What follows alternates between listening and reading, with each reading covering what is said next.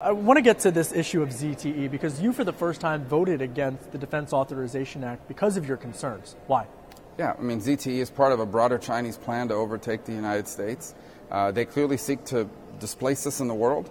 I'm not going to be in the Senate while the United States gets replaced by a communist dictatorship as the most powerful nation on earth. And one of the ways they do it is they steal our information, whether it's intellectual property on the business front or military secrets. Much of the growth and advances that China has made is the things they steal from us. ZTE is a telecommunication company trying to embed itself in American infrastructure, knock our businesses out of business, and then put in, for example, routers in our internet systems where they can open back doors and easily steal research from universities, as an example. I don't know why they're even allowed to be involved in our economy. Can I follow up on what you said about embedding themselves in U.S. infrastructure? Because the argument that I hear from ZTE folks is this is going to negatively impact U.S. jobs, U.S. businesses in certain districts because of the supply chain. You say, what I'm hearing is, no, wait a minute, they shouldn't be embedding in our country. Well, that's a funny argument because then they don't allow American businesses to go into China and do this kind of work. Let's begin there.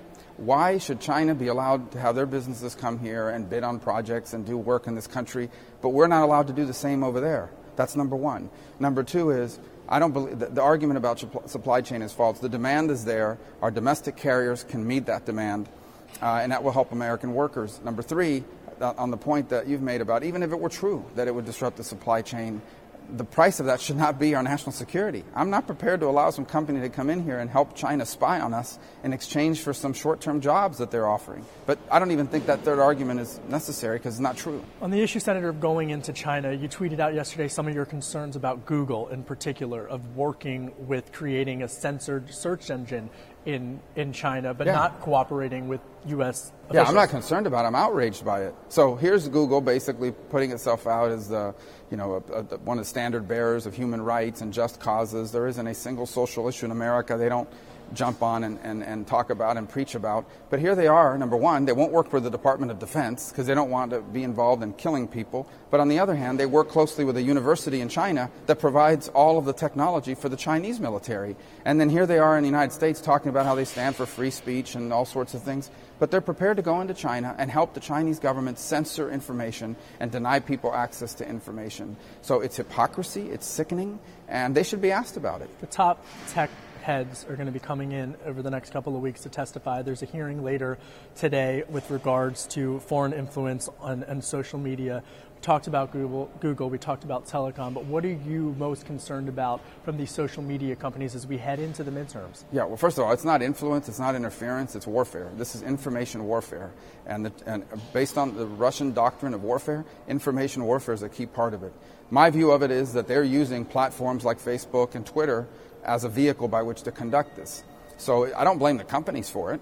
They're providing a product that's out there. These guys are going on and using that product. And so I don't blame them directly for it. They need to do a better job of identifying it and sharing it and doing it in a timely fashion. But it isn't their fault per se. But we need to learn not just about the tactics that the Russians are using, but also ask that they publish this quicker so that people have a better idea of the sort of influence campaigns that we're targeting. Facebook came out recently in the last couple of days and said that they had identified something. Have you noticed some changes in how Facebook's operating, for example, or do you want to see them? Well, it's good. I mean, some of these things were from last year, but it's good they came forward. And what I would ask them to do is publicize this across the platform. They can reach millions of users. Put this stuff out there, send every user a message and say, here, we want to share with you some examples of things we knocked off of Facebook.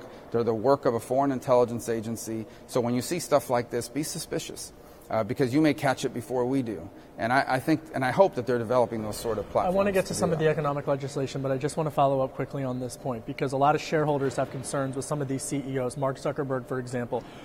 Forget about that for a second. From a lawmaker perspective, you've had these heads, you've met with their companies. Are you noticing a shift? Are you satisfied with the direction that they're moving in?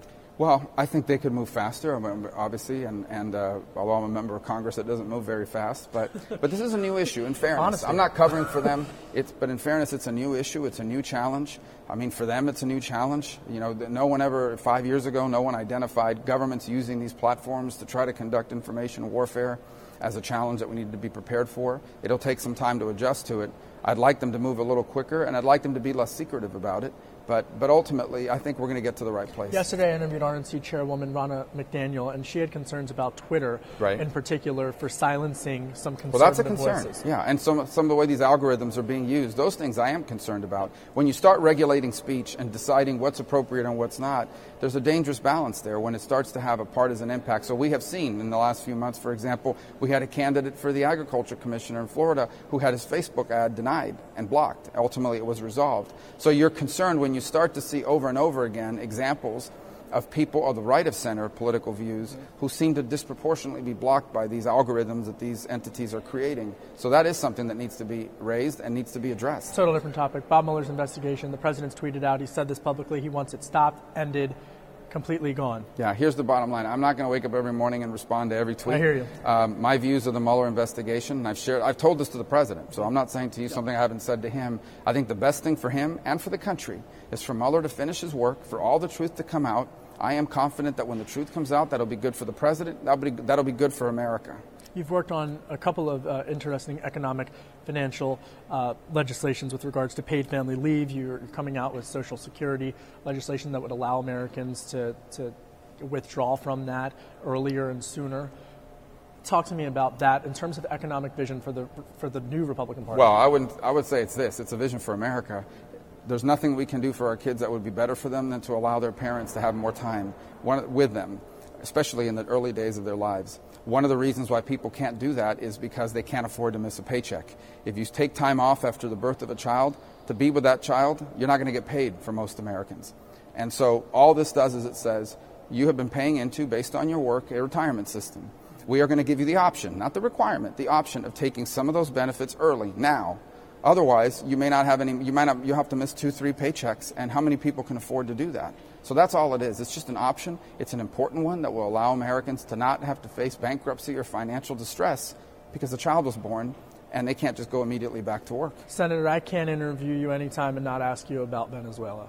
What are you noticing in terms there were significant blackouts earlier this week? Yeah, it's only going to get worse. This doesn't get any better. It's a total, complete catastrophe. There's no way they can turn around their economy. Their politics are a total mess internally. I think you're going to begin to see over the next few months even people within that regime turning on each other. We can see that pressure building. We hope it's not a violent transition of some sort, but that's coming to a boiling point. It's tragic and unfortunate, but the United States and the president deserves a lot of credit in not just imposing sanctions, but leading the region in the imposition of sanctions and continuing to stand firm on what needs to happen there. Lastly, as we negotiate with China on trade, we've seen the Chinese try to make a play in terms of Venezuela as well and trying to back room in that region. What do you think the U.S. has to stay consistent on with regards to the sanctions in Venezuela as the Chinese try to grow their influence in the region? Well, I mean, the Chinese are already owed billions of dollars by the Venezuelans. So if they want to keep pouring bad money after bad money, then they're not going to get paid. And so they run the risk of a future government, a democratically elected government, looking at the terms of these agreements that Maduro has made. And they're not legitimate. They weren't approved by the National Assembly, which was democratically elected, and Maduro's ignored. So I think that's the risk China runs, that they want to keep loaning them money in exchange for oil at the levels that's happening now. It's bad for Venezuela, but China's not going to get paid. So the bigger concern there is, for example, Russia, if they were to begin to supply them with additional weaponry. But ultimately, the Venezuelan government is a organized crime ring. I mean, that controls a country. And that's how they need to be viewed. And I'm much more concerned about the destabilizing impact of that on Colombia and other countries in the region.